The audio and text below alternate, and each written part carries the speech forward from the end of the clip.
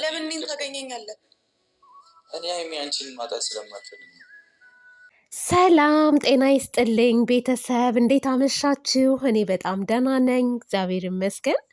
ሀይሚትዬና ቡራዬ፣ ሀይሚቲ እንደዚህ ተናደሽ ውጣልኝ፣ አልፈልግህም፣ የራስህን ህይወት ኑር ስትይ ስንቱ እንደሚደሰት ታውቂያለሽ? እሰይ እንኳንም ተወችው፣ እሰይ የምንፈልገው ይሄን ነበረ ብለው በጣም የሚደሰቱ እንደ አበደ ውሻ አፈግፍገው የእናንተን ሰላም የሚነሱ ሰዎች እንዳሉ ታውቂያለሽ? ነፍ ናቸው ያሉት።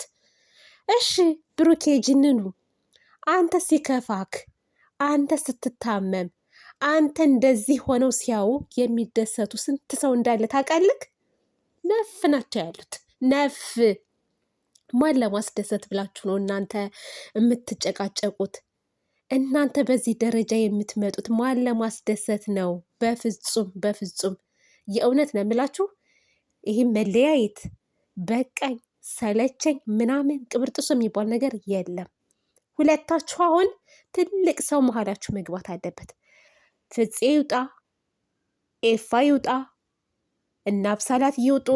እንደውም እኔ ከቻለ ጋሽዬ ካልሆነም ጋሽዬም ካልመጣም ደግሞ ያ የተባረከ ንጹሕ ልብ ያለው ልጅ ሚፍታህ በጣም መልካም ልጅ ነው በነገራችን። እሱ ይምጣና በመሀላችሁ ገብቶ ሁለታችሁን ቁጭ አድርጎ ነገሩን እንድትፈቱ ያድርጋችሁ።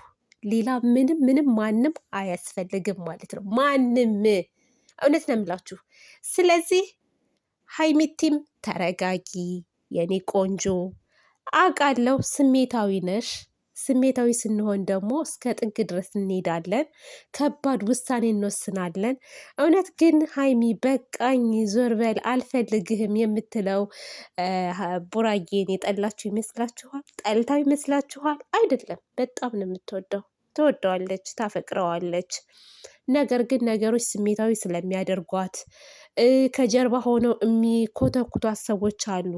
ተይው ይቅርብሽ፣ ይሄ ምን ይሰራልሻል ምናምን፣ አንቺ የተሻለ ወንድ ይመጣልሻል፣ የተሻለ ሀገር መሄድ ትችያለሽ ምናምን ስለሚሉ የሆነ በቃ የሚገፋፏት ሰዎች አሉ ከጀርባ ማለት ያ ነገር ስሜታዊ ያደርጋታል እንጂ ማለት ነው።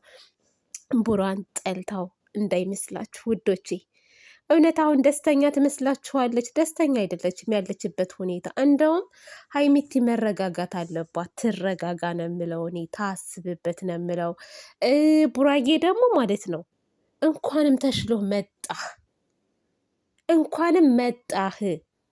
እንዳታዝን፣ እንዳትጨነቅ፣ ጥላትህ ይጨነቅ። ለማን አባቱ ብለን የምትጨነቀው? እውነት የምን መጨነቅ? ፈታ ብለክና ሀይሚ ማለት ነው ዛሬም ነገም ያንተው ናት፣ ያንተው ናት። አይዞክ። በፍቅር ውስጥ ማለት ነው ግጭት አለ፣ ብዙ ነገር አለ፣ ግን ያልፋል። ትዕግስት ይኖርክ፣ ታጋሽ ሁን ነው የምለው። ትዕግስት አስፈላጊ ነው ቡራዬ። የታገሰ ሰው መጨረሻው ያምራል። ስለዚህ ዝቅ ማለት በፍቅር መታመን በአንተ አልተጀመረም እና ምንም አይነት ስሜት እንዳይሰማህ።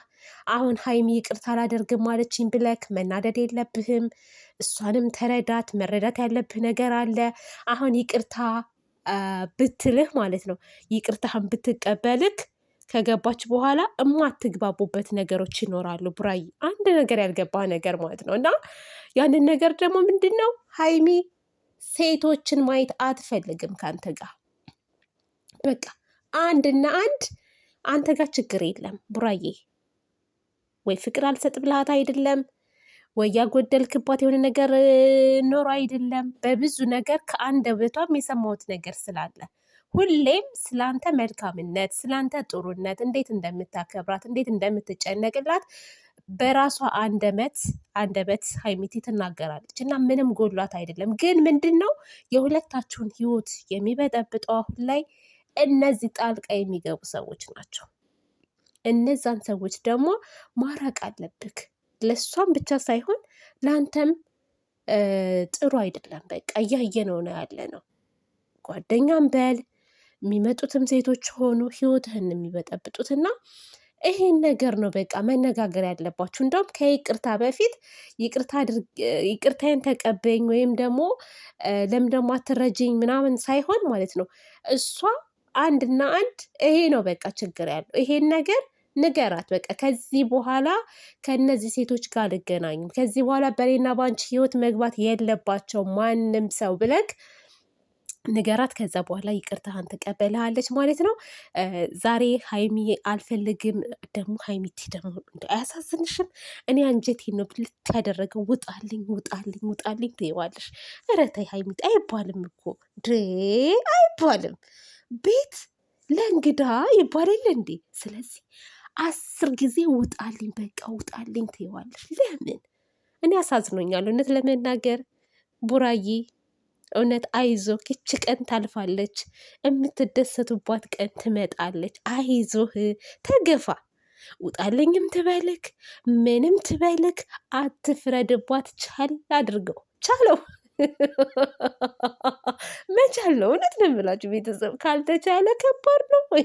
እኛ እኮ ከባድ ነን እና ለማንኛውም ማለት ነው ኤፍሬም ደግሞ አትንሿከክሽ፣ አንተ ሾካካ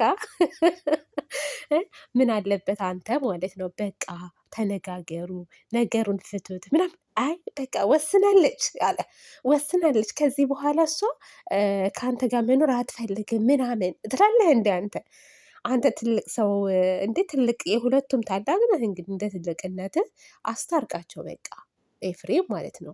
እንደውም ከቻልክ ደግሞ ወይ ውጣ በቃ ከነጭራሹ ማለት አንተም ፍፄም አታስፈልጉም። ፍፄ ደግሞ ቆይ አንተ ሾካካ ፍፄንም አላልፈውም። ዛሬማ ምን አለ እሱ ደግሞ ቪዲዮን ሰምቼው ነበረና ማለት ነው እኔ እኮ ሰው ያመጣውለት እሱ እንዳይከፋ እሱ ካለበት ጭንቀት እንዲወጣ ብዬ ነው ምናምን አልክ እንዴ?